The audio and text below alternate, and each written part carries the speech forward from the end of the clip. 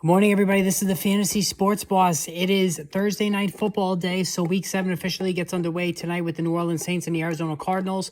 Another lackluster game between two teams that are sort of middle of the pack to below average in terms of the NFL landscape. But we'll preview that game a little bit later on today. But what I wanted to do this morning is really take a closer look at the Los Angeles Rams and specifically offensively as to try to figure out why things have gone completely off the rails for this team and whether there's any hope, things will change going forward. Now, the starting point with this, I think, is that we have to look at is Matthew Stafford with his elbow. So, we started to hear rumblings during the early summer that Stafford was dealing with an elbow injury that would have to be managed throughout the upcoming season.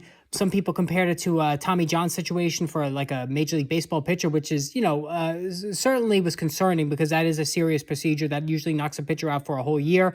There was no talk about any surgery, but just noting that Stafford would have to deal with this the entire season, that the elbow was a problem. It was, certainly hurting him significantly at points throughout the previous season. And with such a heavy workload, winning the Super Bowl, going deep into the season, as far as you can go into the 2021 season, throwing as many passes as the Rams did, this was a valid concern.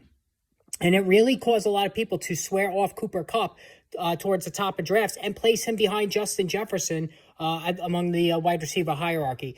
And certainly so far this season, we have seen Matthew Stafford, not play well at all and looking nothing like the stud that he was throughout last season as one of the better fantasy football values.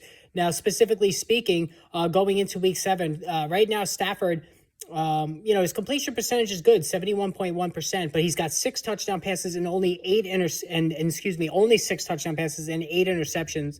Has also lost 3 fumbled 4 times overall, and he just has not looked good. The ball not coming out with the usual zip. So if you want to point to that elbow, that certainly is a valid concern. And again, the Rams freely admitted that this was going to be an issue that was going to plague him the entire year. And with 6 touchdowns and 8 interceptions so far, it's not looking good. On the other hand, there's been some major offensive line problems for the Rams. And I think that might be the biggest problem for the Rams and the reason for the offense struggling the way it has so far this season. There has been just an unbelievable amount of upheaval on a line that needs to be firing on all cylinders because of the fact that Stafford is not a runner. He's a stationary pocket passer. He's aging, and if you have an offensive line that's not going to keep pass rushers off Stafford, then that's a problem. So let's just look at what's gone on so far this season. So last Sunday against Carolina, a game that the Rams won, they were missing center Brian Allen, right guard Logan Bruss, replacement guard Coleman Shelton, left guard David Andrews, and backup right guard Tremaine Atcherum. All right, and then not only that, you have Joseph Noteboom, who suffers a serious injury and is going to be lost for the remainder of the season. So almost the entire Rams offensive line has been destroyed. And the most crucial spot on the entire field offensively, in my opinion, is the offensive line. If you do not have a good offensive line, you can't run the football, and you certainly can't pass because the pass rushers are going to be in the grill of your quarterback. And that is what has happened to the Rams this season. Just ridiculous amount of injuries. And honestly, with Noteboom out for the season, with injuries up and down the line, it doesn't engender much confidence that things are going to change for the better for Matthew Stafford in terms of the protection and being able to throw down the field, scan the field, and have the time to do so. And then there's the running back situation. All right, we wasted a lot of time already talking about Cam Akers.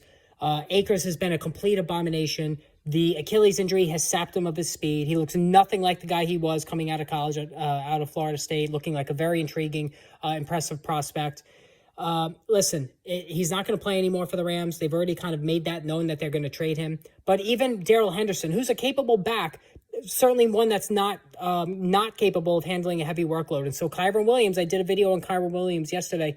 That's why there is a lot of hype around Kyren Williams. But the Rams just have not been running the ball well at all. And that is not taking any pressure off of Stafford. So you have just a perfect storm of trouble. A quarterback with a bad elbow and who's aging.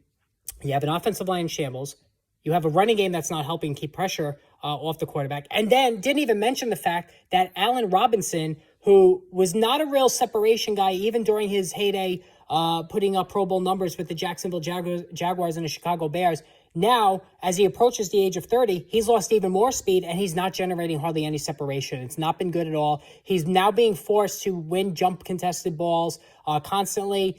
Can he succeed that way? Yes, he could. But just look at Kenny Galladay with the New York Giants as a case in point. So Kenny Galladay profiles very closely to Allen Robinson as guys who didn't have great separation metrics, but were very well above average in terms of winning jump balls and contested balls. Well, when you approach the age of 30, as both Galladay and Allen Robinson are, and you lose even more speed, then you get exposed even more as a player. So speedy receivers can last in the NFL for quite a while. Look at Deshaun Jackson. He just got signed by the Baltimore Ravens. So guys with pure speed can still succeed in the NFL for a while, even if they lose a little bit along the way. But guys who don't have speed and really make hay winning contested balls when they lose even more speed, that's going to be a red flag. And we have seen Allen Robinson. He did have a good game last week. Perhaps maybe starting to get on the same page as Stafford, but it's been a very, very rough go of it so far. Now Cooper Kupp is still doing his thing. Luckily, that's the one thing that has gone right for the Los Angeles Rams. 56 catches on the season. He's been doing, his usual splendid route running, just supreme technical skills and gifts and hands and everything that goes along with it for Kupp, who's not a burner, but certainly can open up daylight when he gets free, as he did, a couple of weeks ago. So overall, you'd like to be optimistic that things will change for the better. Sean McVay is such a good coach, especially offensively. But other than Cooper Kupp, I'm really not buying anybody in this offense. I did invest in Allen Robinson myself personally. I cut bait on him already, and I don't regret it. I did pick up Darrell Henderson in one league just to, just for the opportunity share alone and just to have some depth, but I'm not really holding my breath on him either. I am intrigued by Kyron Williams. I did talk about that in that video yesterday, so make sure you go check it out. But as far as Matthew Stafford, I wouldn't even start him in fantasy leagues right now. It's just that bad. The offensive line remains in a problem area. It's just not looking good. All right, hit that subscribe, hit that notification button. More videos on the way.